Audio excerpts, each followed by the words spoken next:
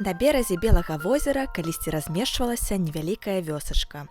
Жылі ў ёй працавітыя людзі. Самым багатым у вёсцы быў Васіль, у якога была прыгожая дачка Настасья. Добрая душа была ў Настасі, не тое, што ў яе бацькі. Аднак з цягам часу і яна стала задумвацца пра багацце і шукаць заможнага жаніха. А яе палюбіў усёй душой Дзям'ян. Сябравалі яны ўсё дзяцінства, аднак хлопец быў з беднай сям'і, таму Настасья на яго, як на жаніха, нават не глядзела. Усё змянілася, калі Дзям'ян раптам знік з вёскі. Настасья сабе месца не знаходзіла, гатова была бегчы на край зямлі за ім. Дзям'ян тым часам усё думаў, як багатым стаці. І вось прыдумаў. Узяў у рукі сякеру, падабраў ноч цёмную, хоць вока выкалі, выйшаў на дарогу і стаў чакаць. Павольна час цягнуўся, але раптам пачуў, што званочак звініць. Па дарозе ехала карэта. Калі экіпаж параўнаўся з Дзям'янам, ён вострай сякерай ударыў багатага купца па галаве, вывернуў кішэні, дзе знайшоў шмат грошай і пабег у вёску да бацькоў Настасі. Праз 3 тыдні вырашылі гуляць вяселле. Толькі Настасья адмовілася выходзіць замуж за Дзям'яна, пакуль той не скажа, адкуль грошы з'явіліся. Дзям'ян усё расказаў.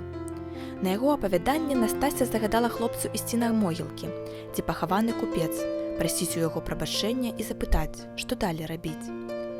Дзям'ян так і зрабіў. Толькі на раніцу на могілках, калі праспявалі пеўні, юнак пачуў таямнічы голас. Запомні, прыйдзе і на цябе беда, адбудзецца гэта праз стагоддзя. Дома Дзям'ян перадаў Настасьі словы купца. Вырашылі, што, магчыма, да таго дня яны і не дажывуць, таму трэба забыцца на гэта і ствараць сям'ю. Жылі яны добра, багата.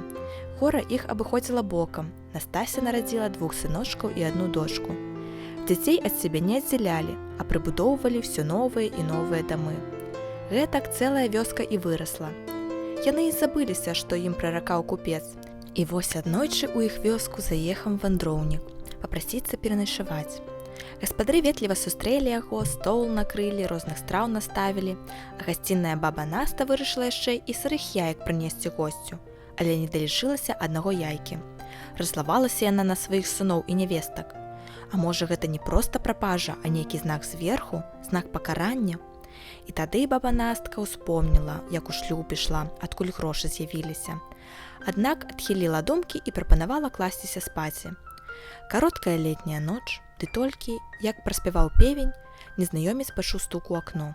«Не ляжы, уставай, выходзь з хаты». Вандроўнік падумаў, што ён прысніў, але як толькі ён прыкладваў галаву да падушкі, чуў голас зноў. Падхапіўшыся, незнаёмец хутка выскачыў з хаты і пабег. Далёка адбег незнаёмец. Але на душы стала неяк цяжка, ён успомніў, што не падзякаваў гаспадарам, якія яго так гасцінна сустрэлі і частавалі. Тады ён павярнуўся назад і не паверыў сваім вачам. На месцы вёсцы ён убачыў возера, над якім кружылі белыя птушкі. Потым яго белым людзі назвалі, таму што на тым месцы прапала шмат невінных душ. А потым і горад Белазёрск назвалі па назве возера.